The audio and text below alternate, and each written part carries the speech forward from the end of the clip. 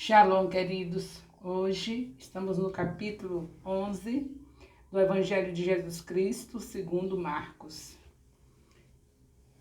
Esta última entrada de Jesus em Jerusalém marca o início da semana da sua crucificação.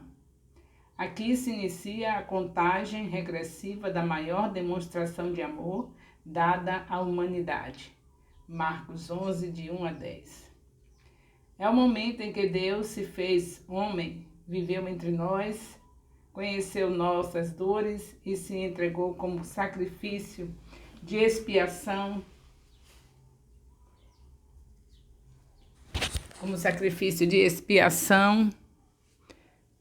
perfeito pelos nossos pecados.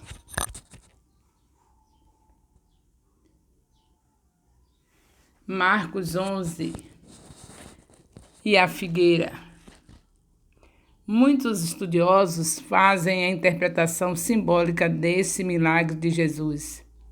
A aplicação prática e pessoal é que, de quem é que...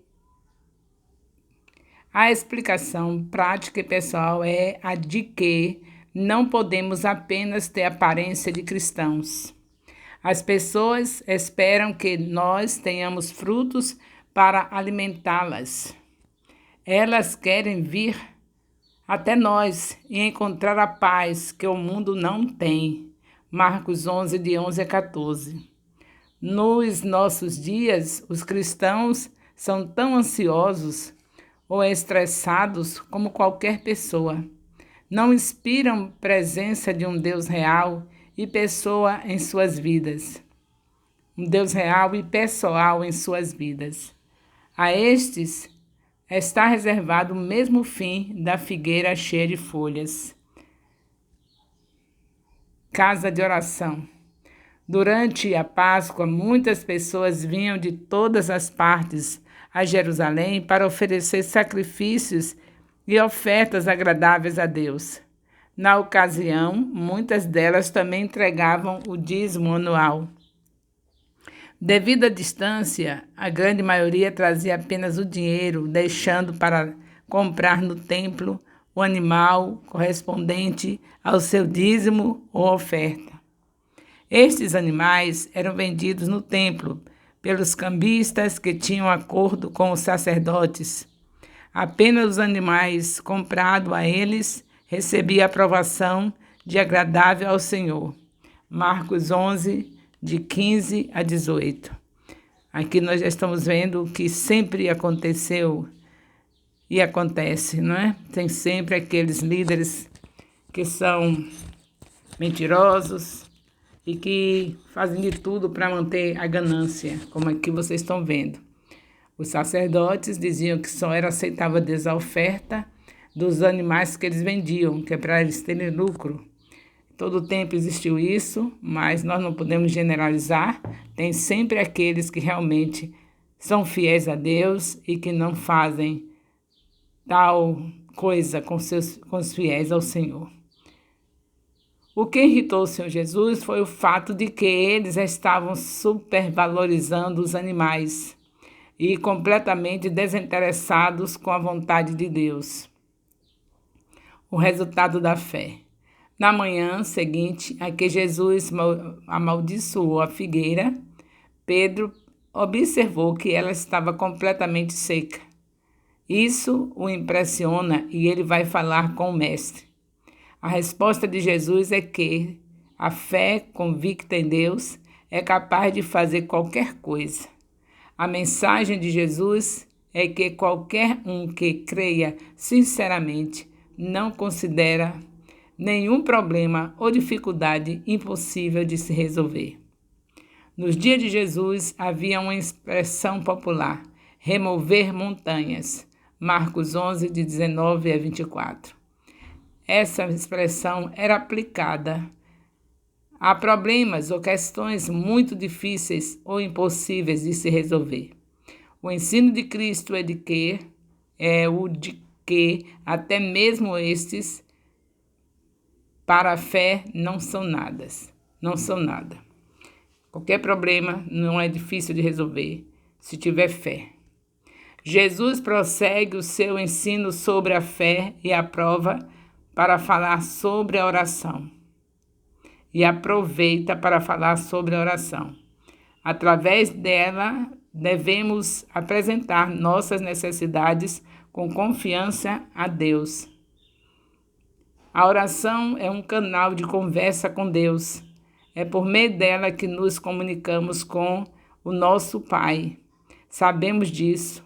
O Senhor Jesus nos exorta a, durante a oração, liberar perdão. Nossas orações não serão eficazes se tivermos problemas de relacionamento com as pessoas. Isso ocorre porque o princípio do relacionamento perfeito com Deus é o amor ao próximo. Então, tem amor ao próximo, você está bem com Deus. Já deu para entender isso? Então, vamos andar bem com o nosso próximo, porque senão nem nossas orações são ouvidas.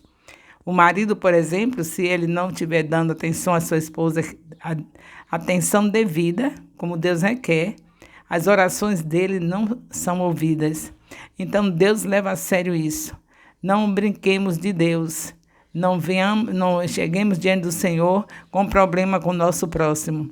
Nós vemos que até a oferta, se você for colocar uma oferta no altar e não estiver bem com seu irmão, tem que se reconciliar primeiro com ele, para depois colocar a oferta.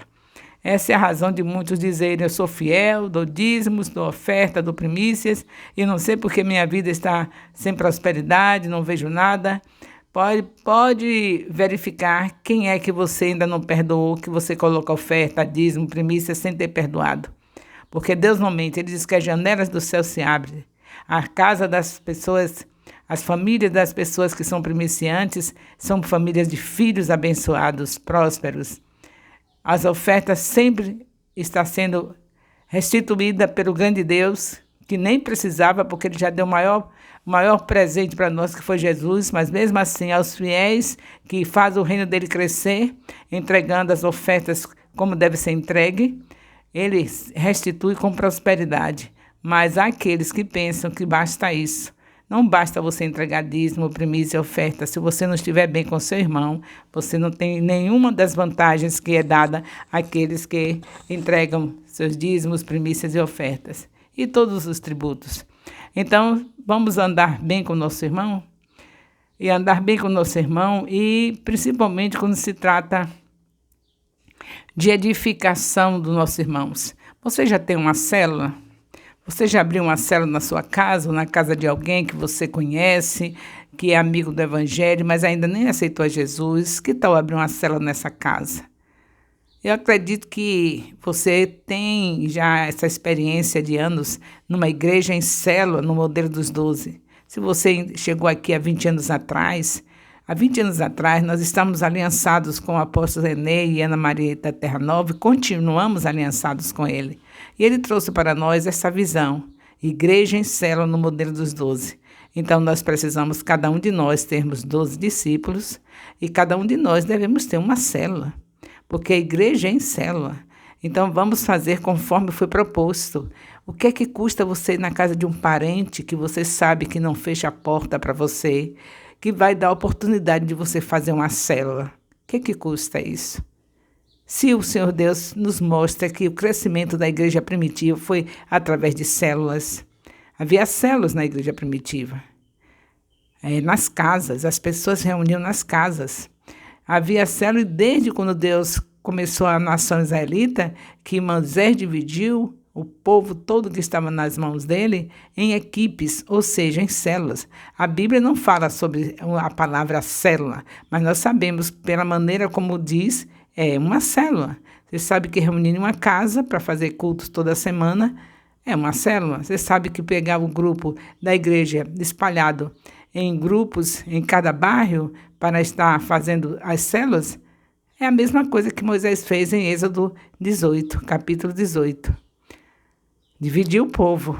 E então, isso não é invenção do apóstolo René nem de Ana Marita. Isso aí é bíblico. Tanto você vê no Antigo Testamento, como você vê na Nova Aliança. Depois que Jesus passa pela terra, os discípulos também tiveram casas onde ele se reunia para falar do amor de Deus. Então, faça isso. Já é tempo de você fazer isso. Aliás, isso era para ontem. 20 anos já se passaram e o ministério ainda não alcançou células em todos os bairros, na medida que deveria ser. Quando muito tem uma célula lá no templo, ou uma célula lá na casa de Dona Mariazinha, da irmã, mas não temos células, muitas células, porque é desse jeito que se toma uma cidade para o Senhor Jesus. Se cada crente mora em tal bairro, tem célula no bairro dele, e na tal rua, tem célula na rua dele, é assim que faz crescer o reino. Então, sejamos fiéis ao Senhor. Vamos fazer tudo aquilo que agrada a Ele, porque quando nós fazemos o que agrada o coração de Deus, Ele concede o desejo do nosso coração. Já viu escrito isso? Se você não viu, procure, porque Deus é fiel. Se Ele diz assim, assim é. Se você faz o que Ele quer, Ele concede o desejo do seu coração. O que Ele quer é que nós estejamos com nossas células, que estejamos ganhando, consolidando, discipulando e enviando. Então, fazendo discípulos, como está escrito em Mateus, capítulo 28, versículo 19, e abrindo nossas células e atuando nessas células, edificando vida e trazendo vidas aos pés do Senhor Jesus através das células. O amor de Deus, nosso Pai, a graça salvadora do nosso Senhor Jesus Cristo, a comunhão do Espírito Santo, seja com todos os líderes de células, discipuladores, discípulos e componentes de células, desde agora e para sempre. Amém. Louvado seja Deus.